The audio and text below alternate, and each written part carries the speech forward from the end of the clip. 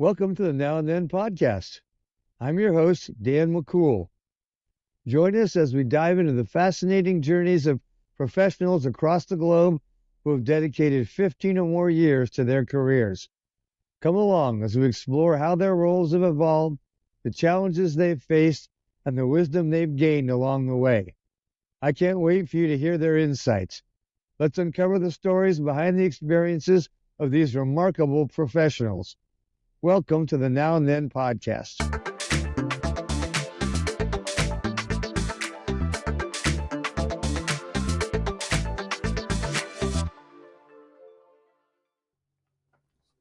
Welcome to part two of our interview today with John Bartholomew, my friend and nuclear power plant operator. Welcome back, John. The other thing is you did operate that plant through COVID. Is that right?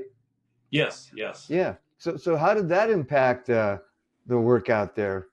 That must have been pretty interesting. Yeah. It was. I don't want to come off as glib in any way because I know COVID was a terrible thing. Thousands of people, hundreds of thousands. I mean, 1 million people in our country, over 1 million lost their lives. Mm-hmm. Many more lost their jobs, their livelihoods. I was in a field producing electrical power that we obviously need. You need electricity to run the hospitals, the ventilators, the clinics, Mm-hmm. the toilet paper factories. Mm-hmm. I mean, that you need power. So we were all considered critical infrastructure. So where some people were able to work from home, I was in the control room. I was a shift manager in the control room, so I had to go out to work, and our operating crew was out there. Mm-hmm. Now we spent, it's a 12-hour shift. We were masked up the entire time. We had big tubs of, the cleaning gel, alcohol solution. And the first thing I would do when I take the watch, I would wipe down the keyboard of the desk that I was, sitting at. I would wipe down the phone, where you touch it and put on your ear and speak into. We cleaned everything, cleaned the surfaces. So we cleaned everything between the operators, and we stayed in our masks the whole time. And this is the part where I don't want to give the wrong impression, because I was the senior person there. All the non-essential, or they were called non-essential. That doesn't mean they're not valuable. It just meant that there were people who did not need to be out physically at the plant to do their job. They could work remotely. They could work from home. Mm-hmm. And that included many of the senior executives and all of them. Good people. I had a good relationship with them, but it was kind of nice to be out there where there's nobody above me. I was. It was just me and my crew, and we were just doing our job, safely operating the plant. So it was kind of it was different. Again, COVID was a bad thing for me personally. For my job, it was not bad. Huh.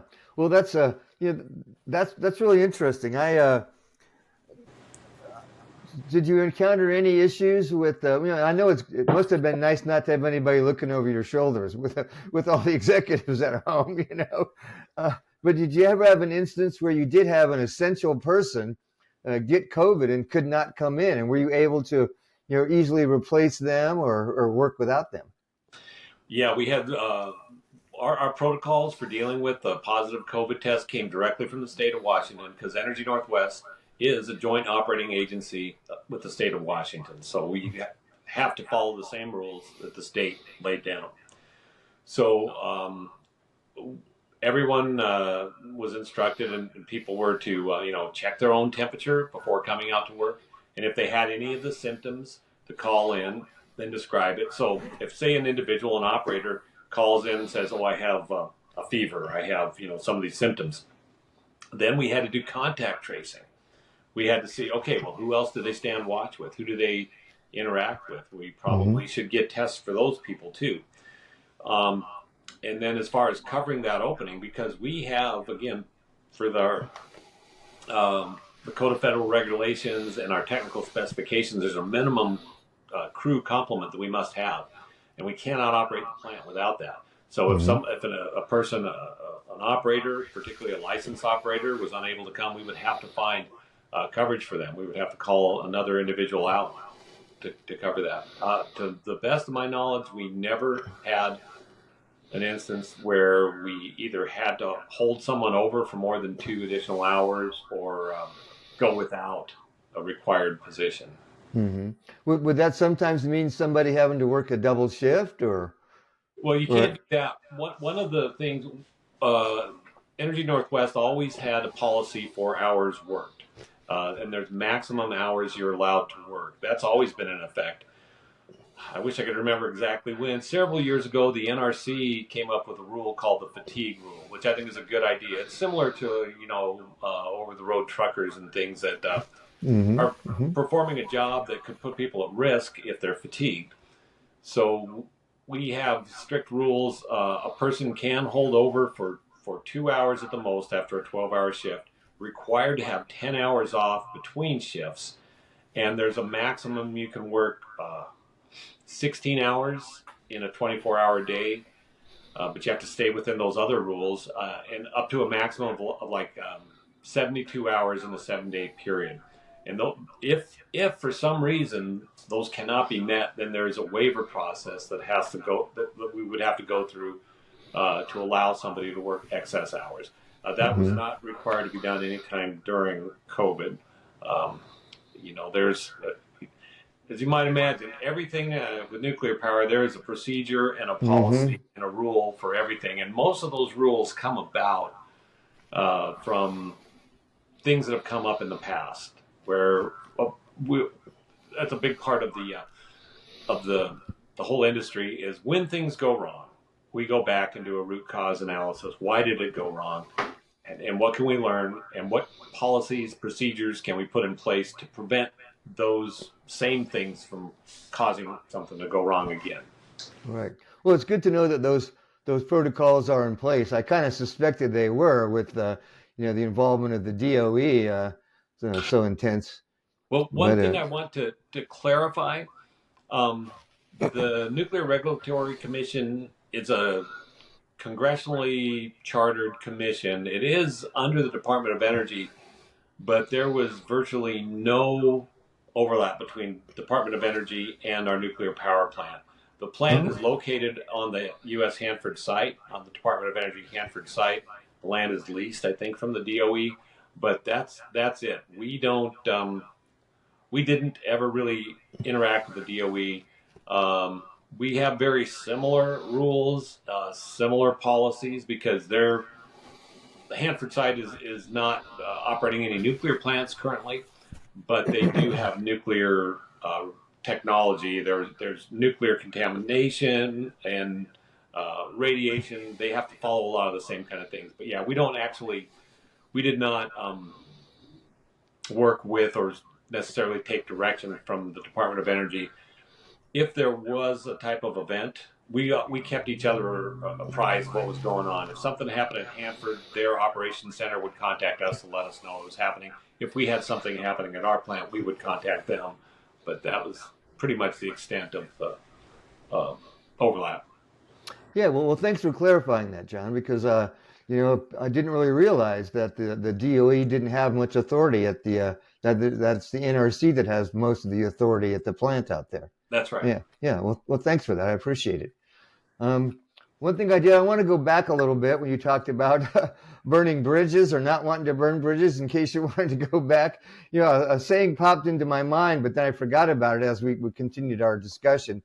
Whenever I hear about burning bridges, there was a person who told me, yeah, the only bridge I want to burn is the one behind me, lighting the way forward. So every now and then you might want to burn a bridge, but I just wanted to make that comment there. I had not heard that before. That's an interesting thought. Yeah. It won't work in every circumstance, but every now and then, Okay, so moving right along here, I'd like to ask next, what advice would you give someone who's starting out in the nuclear industry today based on your experiences? Well, there's a lot more options many of the operators I worked with were ex-Navy guys, just like me, Mm-hmm. and women.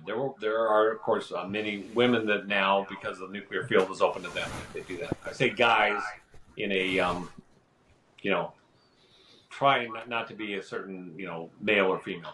People in Right. nuclear power Okay. have a lot of options now. They can come through the Navy program, which worked for many of us. But there's also, I'd like to put a little plug in for a program that Energy Northwest has entered into a few years ago with Columbia Basin College.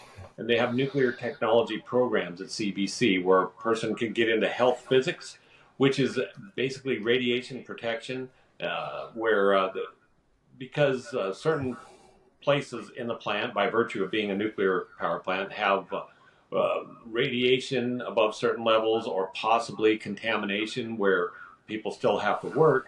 And the HP techs, the RP, radiation protection, those folks make that all possible. They're experts in radiation protection, contamination control, the types of protective equipment that a person would use to do that work safely.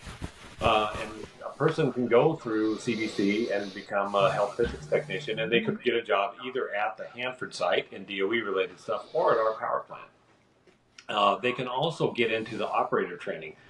I was a senior reactor operator licensed by the NRC. There are also reactor operators who are licensed by the NRC. Then there are the non-licensed operators that we call equipment operators, and they are the ones that go out in the operating spaces. They take readings on equipment, monitor it. They perform activities like the processing water. Most of the water that we use is reprocessed water that's come from various things. We there's always going to be a certain amount of leakage of valve packing, pump packing, sumps that pump down, that type of thing. We take that water, we reprocess it, and we use it back in the plant. We have not discharged any water that's been used in the reactor plant. We have the ability and we are licensed to do so, but the Columbia Generating Station has not released any water that's been used in the plant to the environment for decades now. Wow. We reuse all of it. So that's the kind of thing that the non-licensed operators do. And a person can go through CBC and get some classroom training and that type of thing, and get into become a non-licensed operator, an equipment operator at our plant. And I can tell you people I know who started like that, and they ended up as shift managers, plant managers. It's a very upwardly mobile environment that a person doesn't even necessarily need a college degree for to do well. So there's a lot of ways to do it. There are some certain requirements.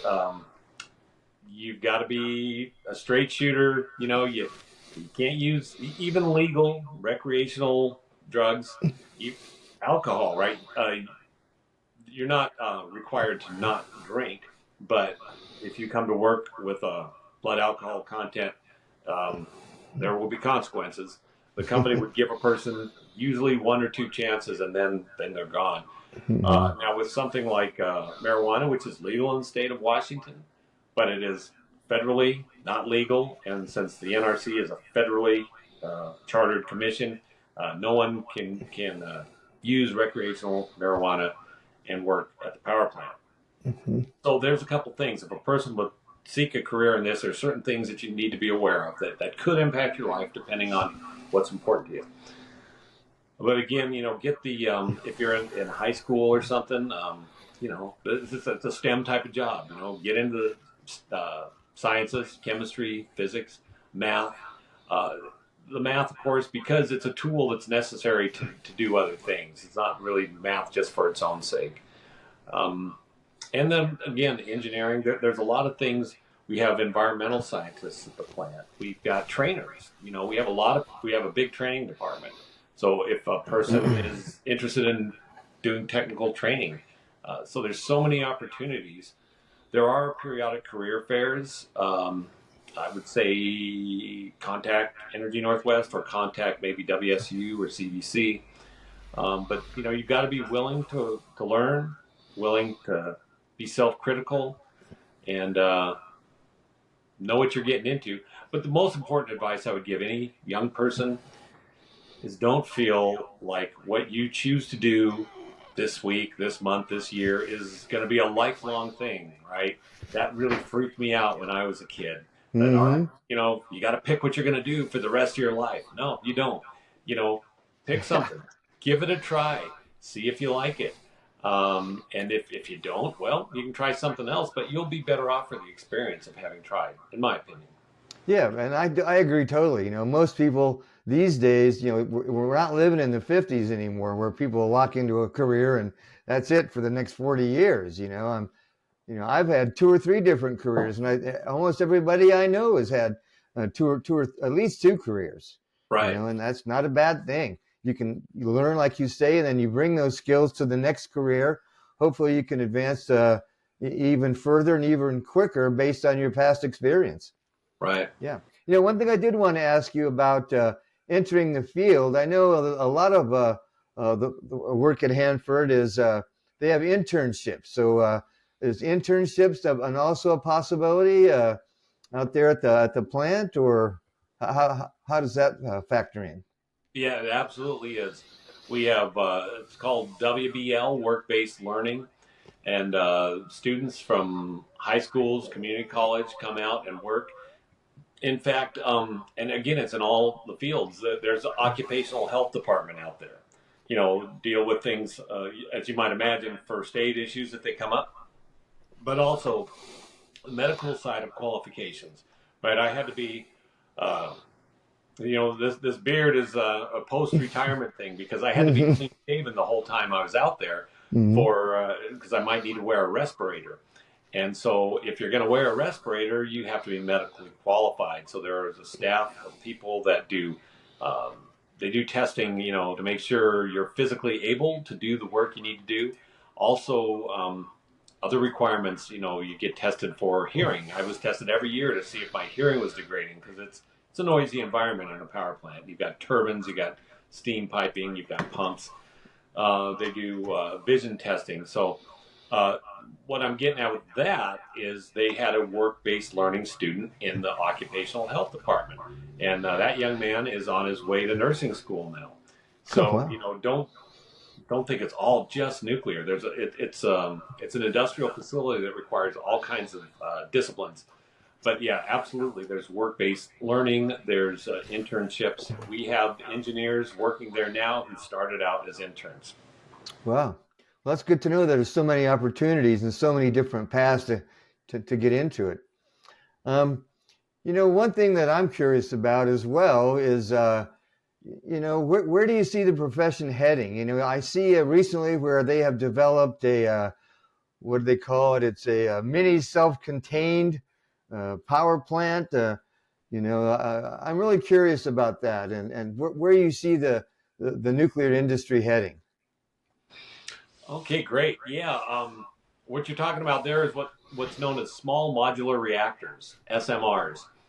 And my former company, Energy Northwest, is teamed with two or three organizations that are working on that very thing.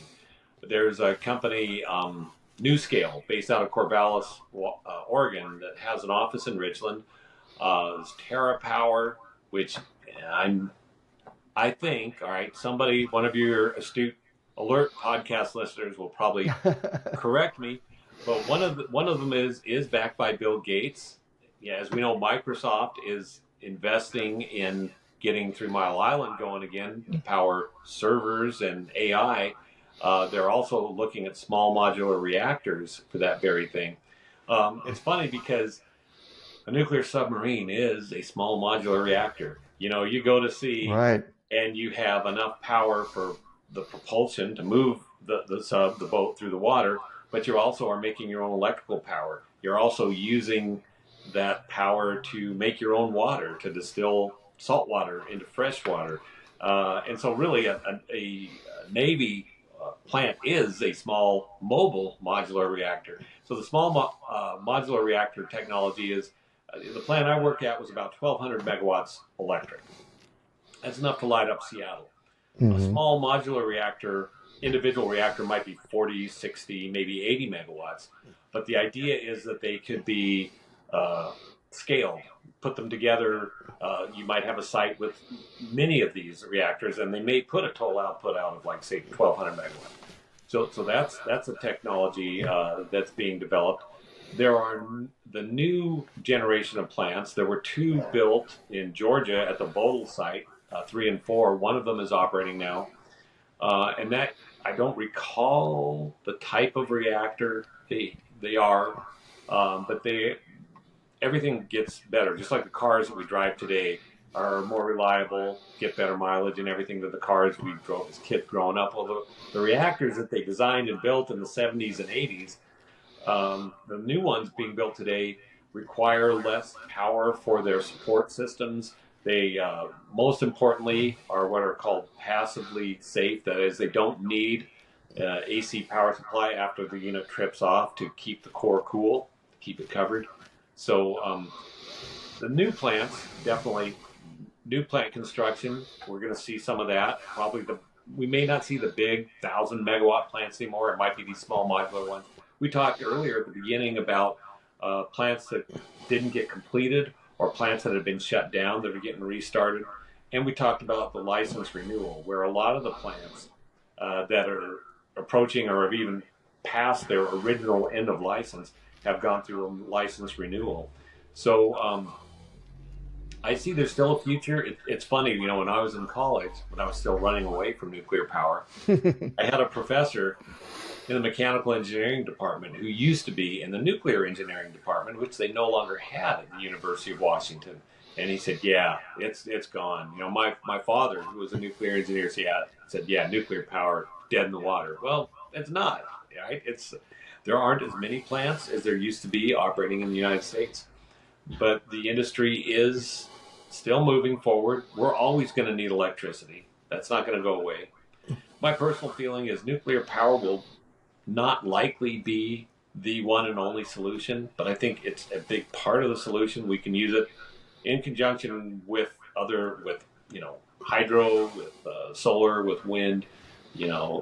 It's going to be part of it. I do feel that people starting today in the nuclear industry could enjoy a long career like I had. If you count my time in the Navy and my time at the power plant and the time I did in DOE work, I mean, it's Mm-hmm. over 40 years that I was able to work in the nuclear field.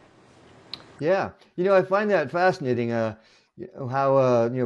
high tech and the bigger companies that require a lot of power, like Google, Microsoft, Facebook, all those guys they seem to be pretty interested in reviving some nuclear power because those facilities require huge amounts of power and water for Right. cooling. I used to work for a company that did insulation for those plants, the big server plants up in Moses Lake and stuff. So, Yeah. that's a big deal. One thing I did want to ask you about these mini plants. Do you ever think that smaller metropolitan areas, like perhaps the Tri-Cities or say Spokane, would get on board with having one of those small plants just to power their city?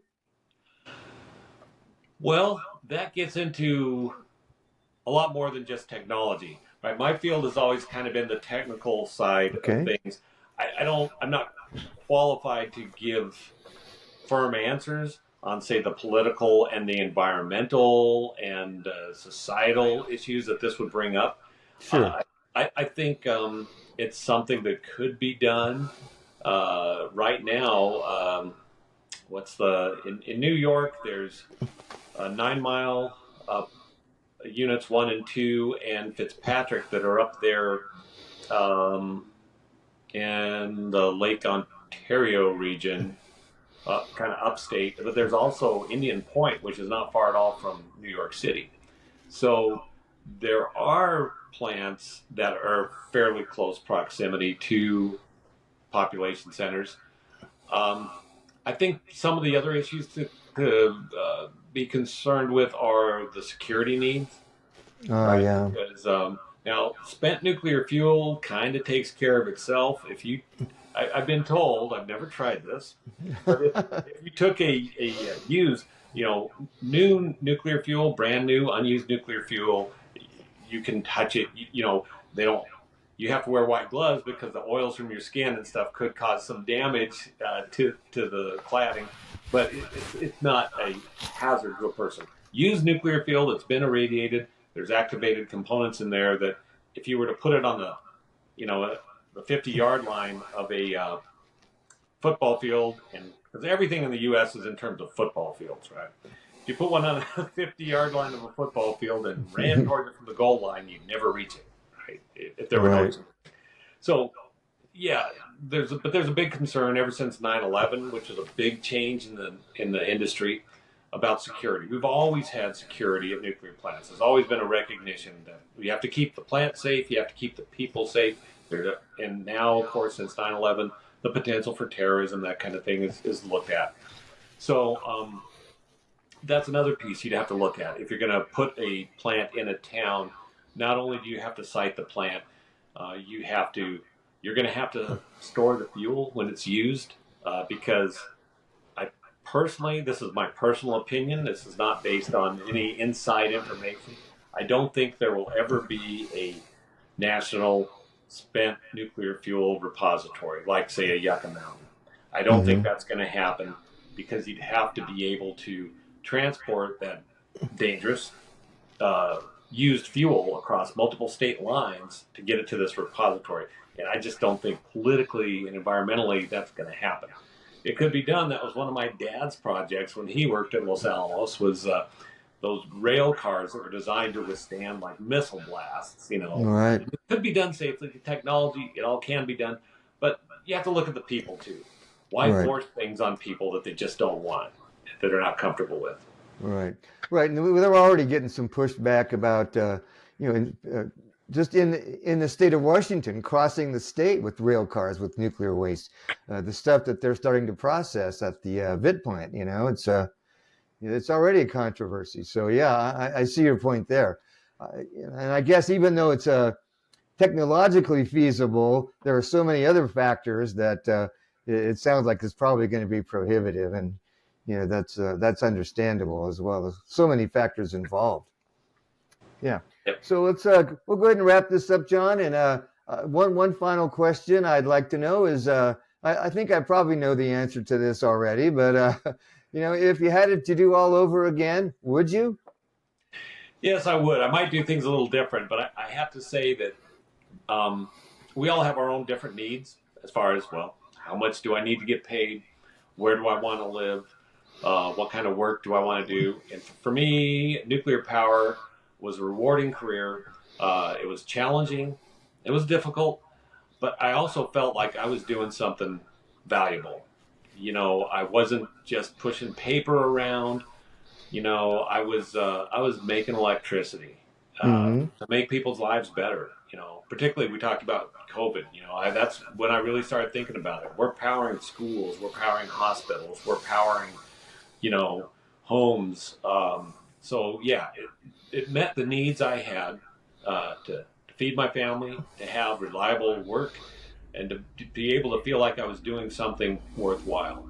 One thing I might have done a little different, looking in retrospect, I don't regret having gone to college. I enjoyed going to college, getting a mechanical engineering degree, and working as an engineer for like 12 years.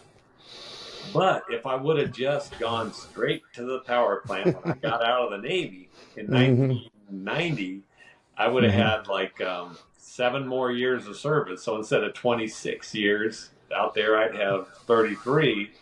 And if I retired when I did, and I'd have a bigger pension. But that's just a personal thing. I would definitely. If I knew how things would end up, I would have done things a little different. But overall, I'm happy and glad that I was given the opportunity to do this. And it's not for everyone, but it was a good thing for me. Well, good. And they always say hindsight's 20/20. We never do things exactly the same. That's been my experience, at least. Well, that's good to hear, John, that that you were happy with your career and you do it again. You know, not everybody is as blessed as that to find something that they like doing and then follow through and have it be a rewarding career for all those years. And it sounds like it was rewarding. Yes, it was. So congratulations on that. I'd like to thank you, John, for being my guest today on the Now and Then podcast. We've gotten a lot of really good insights from you. Thanks again, and happy retirement. Have fun camping and playing bluegrass, buddy. All right. Thanks a lot, Dan. You're welcome. My pleasure. Well, I hope you enjoyed this episode of the Now and Then podcast. If so, then subscribe, like, follow, throw money, do whatever it is that you do to show support. We really appreciate it. Stay curious and carpe diem.